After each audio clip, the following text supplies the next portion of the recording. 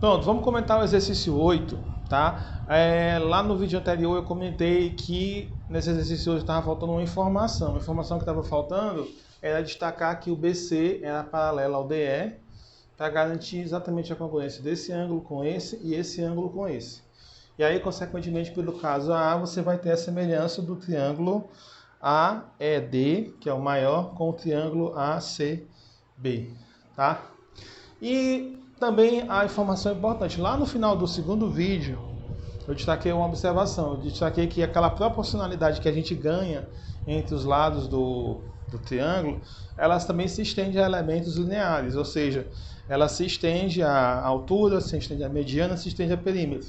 Se a gente estivesse falando também, por exemplo, de um quadrilátero semelhante ao outro, tá? Tipo aquele mesmo que estava lá no material de apoio, a gente também tem a diagonal também como elemento linear, tá? Então, a diagonal também ela ia seguir a mesma proporção.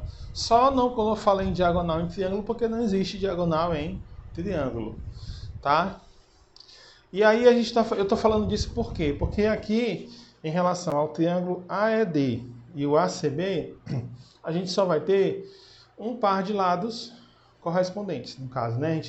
A gente só vai ter o lado 16, aqui no menor, aqui é 16, vou destacar aqui de vermelho, 16, e aqui é 20.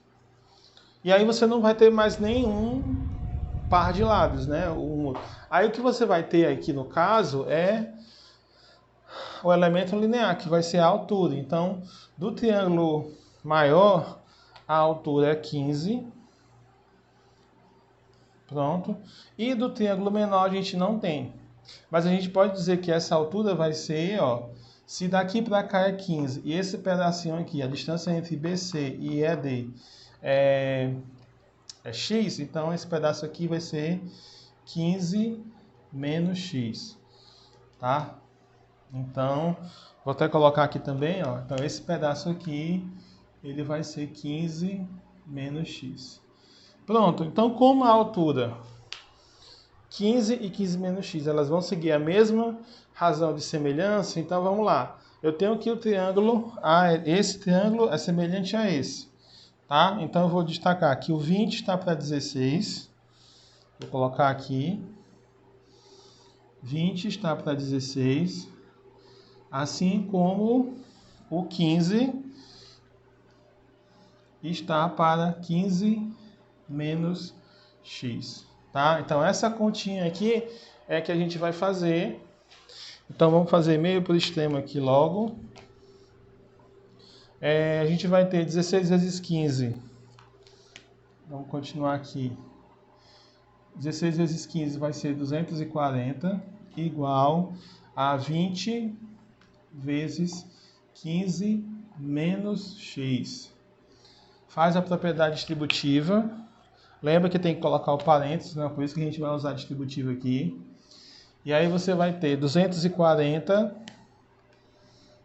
igual a 300, que é 20 vezes 15, menos 20x. Pronto, a equaçãozinha do primeiro grau.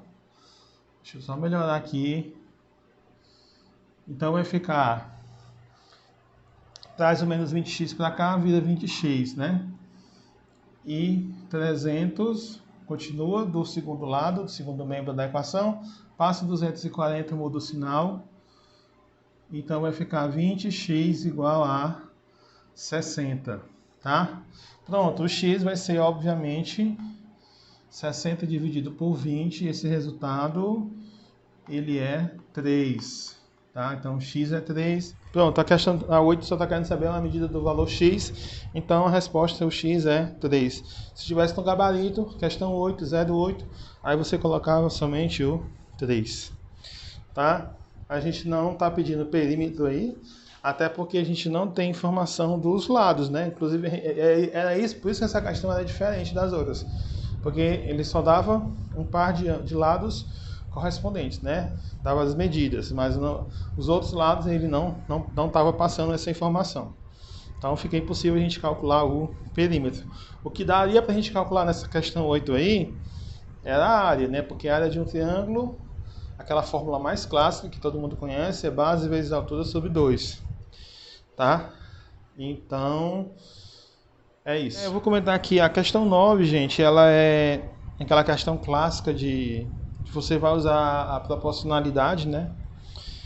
No caso, para você saber, por exemplo, aí no caso a altura de uma